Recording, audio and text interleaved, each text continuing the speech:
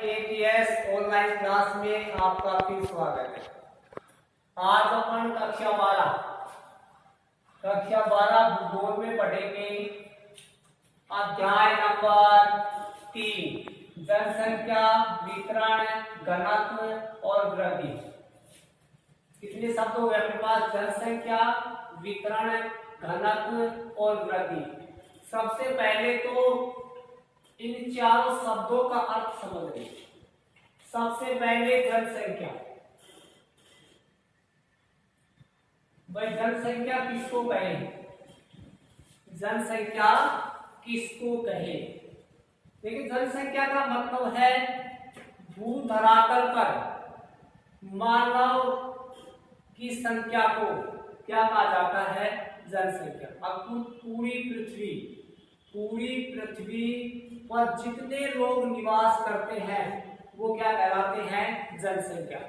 या यूं कह सकते हैं देश में विश्व की बात हुई, किसी देश की बात करें, अब किसी देश में किसको कहें? अब एक देश की सीमा में जितने लोग निवास करते हैं वो उस देश की क्या कहलाएगी? जनसंख्या। अगर राज्य की बात कर ले तो ये राज्य सीमा में जितने लोग निवास करते हैं क्या कहलाते हैं? जनसंख्या। जैसे अपने गांव की बात कर ले, अब भाई एक गांव की सीमा में जितने लोग निवास करते हैं वो क्या कहलाती है? जनसंख्या। इसका मतलब भू धरातल पर जितने लोग निवास करते हैं वो क्या कहलाती है? जनसंख्या। दूसरा शब्द आ जाएगा अपने पास वितरण। दूसरा शब्द क्या है अपने पास? वितरण। वितरण का मतलब होता है फैलाव। अब जनसंख्या का फैलाव कैसा है? यानी पूरी दुनिया में क्या एक समान ही लोग बसे हुए या कुछ स्थान पर ज्यादा है, कुछ स्थानों पर कम है? तो देखिए विश्व में जनसंख्या का फैलाव एक समान नहीं है, यानी विश्व के सभी क्षेत्रों में जनसंख्या का घनत्व एक समान नहीं है। अब विश्व के कुछ क्षेत्र तो ऐसे हैं जो बहुत घने बसे हुए हैं और कुछ क्षेत्र ऐसे होते हैं जहाँ जनसंख्या शून्य से भी नीचे, बहुत कम लोग निवास करते हैं। जैसे अपन बात कर ले नदी घाटी के डेल्टाई क्षेत्र जाओ उपजाऊ मिट्टी प्राप्त होती है, वहाँ सघन जनसंख्या पाई जाती है। जैसे उदाहरण के तौर पर भारत में उत्तर प्रदेश ये कहाँ बसा हुआ है? गंगा का डेल्टा। कहाँ बसा हुआ है? गंगा के डेल्टा। और अपन को पता होगा कि अकेले उत्तर प्रदेश में ही 20 करोड़ से ज्यादा लोग निवास करते हैं। इसका मतलब उपजाऊ भूमि के कारण उत्तर प्रदेश क्या है? सघन बसा हुआ है। तो यही दूसरी तरफ बात कर ले, भारत में थार का मरुस्थल, थार के मरुस्थल की बात कर ले, थार का मरुस्थल जैसलमेर जैसलमेर बाड़मेर क्षेत्र है या थार का मरुस्थल फैला हुआ है। या जनसंख्या घनत्व की बात करें तो 17 व्यक्ति प्रति वर्ग किलोमीटर निवास करते हैं। जहां बात करें तो यहाँ लगभग 1000 से अधिक लोग निवास करते हैं प्रति वर्ग किलोमीटर, और जबकि यहाँ कितने लोग निवास करते हैं? 17 लोग। तो इसका मतलब विश्व के सभी क्षेत्रों में जनसंख्या का वितरण एक समान नहीं है। फिर तीसरा आता है अपने पास घनत्व। तीसरा कौन सा आ जाएगा? घनत्व। देखिए घनत्व का मतलब होता है प्रति वर्ग किलोमीटर क्षेत्र में जितने लोग निवास करते हैं उसे जनसंख्या घनत्व कहा जाता है।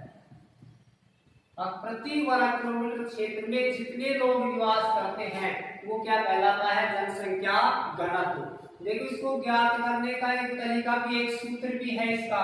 अब भाई किसी देश का जनसंख्या घनत्व कैसे ज्ञात करें, किसी राज्य का जनसंख्या घनत्व कैसे ज्ञात करें?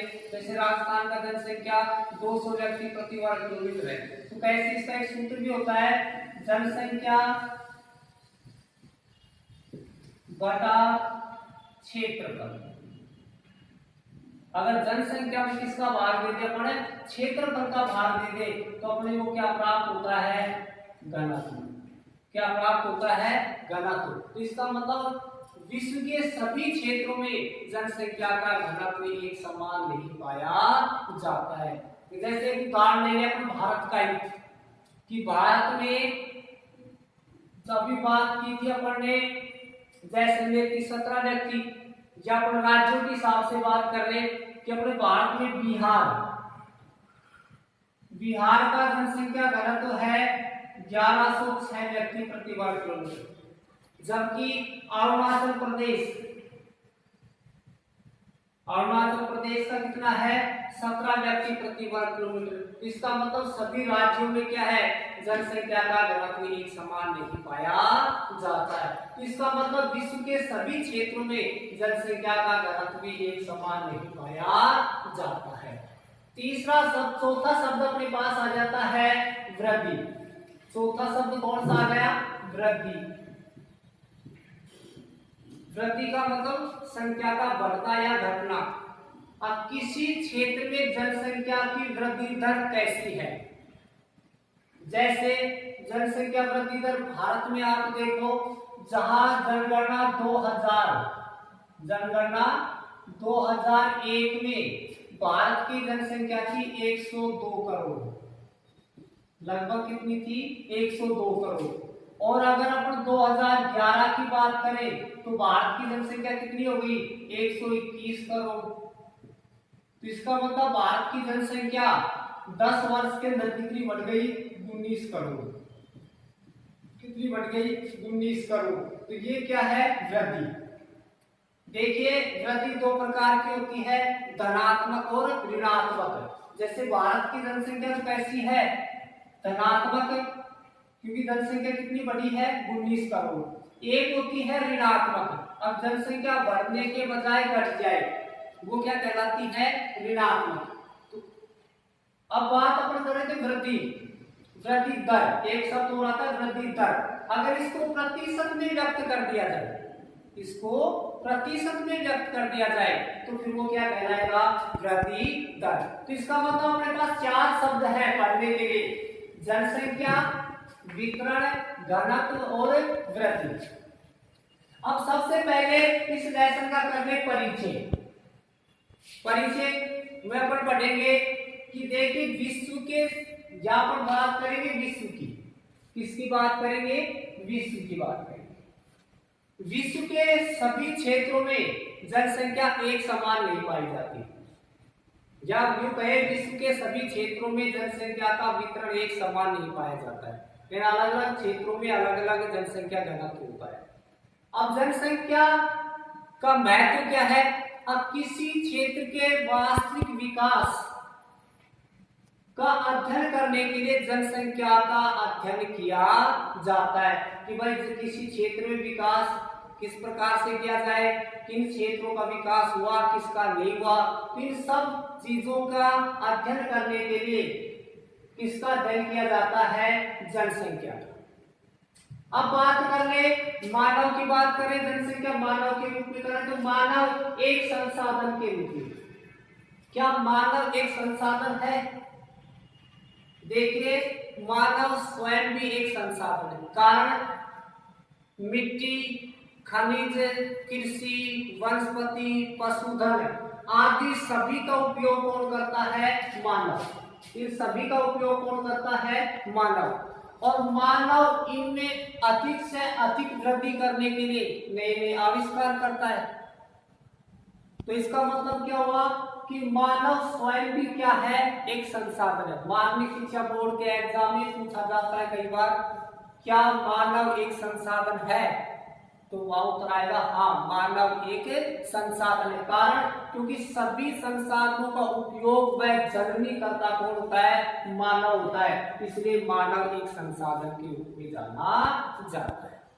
अब बात कर ले जनसंख्या के वितरण और घनत्व की। देखिए दुनिया के सभी क्षेत्रों में जनसंख्या का जो वितरण है या घनत्व है एक समान ही है। देखो सामान्यतः में ये बात देखें, वितरण और घनत्व दोनों समान से शब्द लगते हैं अपने को, लेकिन ये दोनों शब्द समान नहीं होते, अलग अलग होते हैं। वितरण अलग होता है, वितरण का मतलब क्या होता है, फैलाव, और घनत्व का मतलब होता है किसी क्षेत्र में कितने लोग निवास करते हैं, उनके संख्या कितनी है, कैसी है, उसका जनगणना किसमें कर लेते हैं, घनत्व में कर लेते हैं। तो देखिए दुनिया के सभी क्षेत्रों की बात करें तो दुनिया के सभी क्षेत्रों में जनसंख्या का वितरण और घनत्व एक समान नहीं पाया जाता है। एक सामान्य तौर पर एक अध्ययन में कहा जाता है कि विश्व की 80% जनसंख्या, विश्व की 80% जनसंख्या 20% क्षेत्रों में निवास करती है। अब विश्व की 80% जनसंख्या कहाँ निवास करती है, 20% क्षेत्रों में, और 20% जनसंख्या जो है, 20% जनसंख्या है वो 80% क्षेत्रों में निवास करती है। इसका मतलब दुनिया में जनसंख्या का वितरण एक समान नहीं पाया जाता है। दूसरा पर एक देख ले, अब विश्व की 90% जनसंख्या, विश्व की 90% जनसंख्या 10% क्षेत्रों में निवास करती है, जबकि 10% जनसंख्या 90% क्षेत्रों में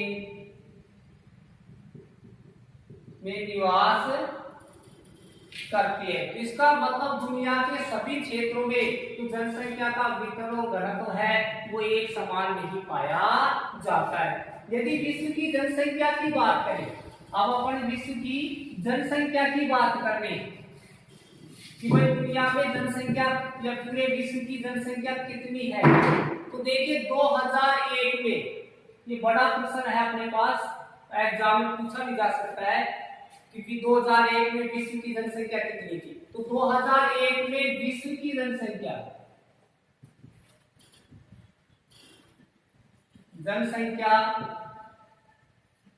कितनी थी, 613.7 करोड़। अब 2001 में विश्व की जनसंख्या कितनी थी, 613.71 प्रतिशत कर सकते हो, या तो आप सीधा याद करो 613.7 करोड़। और 2013 में विश्व की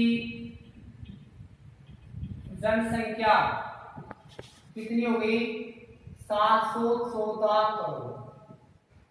कितनी हो गई, 714 करोड़। तो इसका मतलब है कि विश्व में जनसंख्या लगातार, अगर आप देखेंगे यहाँ 10 से 11 सालों में विश्व की जनसंख्या कितनी बढ़ गई, 101 करोड़ बढ़ गई। तो इसका मतलब विश्व के अंदर जनसंख्या का जो वितरण है या फैलाव है असमान है, तथा विश्व की जनसंख्या लगातार बढ़ती जा रही है। अब बात कर ले अपने विश्व जनसंख्या के असमान प्रतिरूप। अब अपने विश्व की जनसंख्या के कैसे प्रतिरूप अपने को दिखाई देते हैं, तो यहाँ से भी एक टॉपिक की बात करने पड़े, विश्व जनसंख्या के असमान प्रतिरूप। ये 7 बिंदु आएंगे अपने पास, जिनमें से एक बिंदु हर साल माध्यमिक शिक्षा बोर्ड के एग्जाम में पूछा जाता है। तो आज एक पहला कर लेते हैं अपन, अब विश्व की 90% जनसंख्या 10%